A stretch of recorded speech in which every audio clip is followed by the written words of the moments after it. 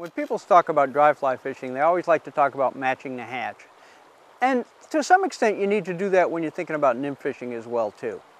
Having some idea of what's out there in the stream is going to give you an idea of what fly to use and where to use it. A lot of times people will go down to the stream and they'll get there and they'll just reach down and they'll pick up a rock and just grab it and turn it over and take a look at it.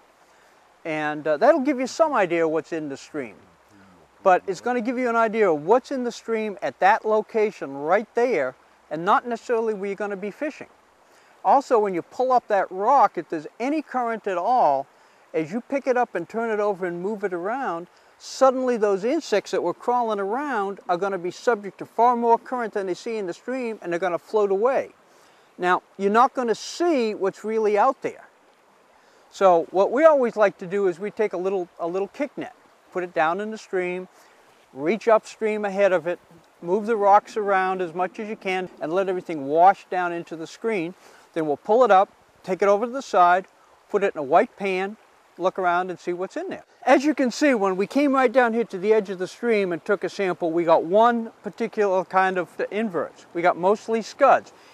Right on the edge, slower water, a little vegetation, but it's not an area we're going to fish. However, when I went out into the middle, a typical area that I want to fish, and turned the rocks over and collected them in my net, I found something completely different. The important thing is to do it where you're going to be fishing. Don't just do it right there on the edge of the stream. Get out there upstream of the run, the riffle that you're going to fish. That's what the fish are going to see, the food that's getting drifted out of there and coming down to them. So you want to pick out what will work well based on where you're going to fish.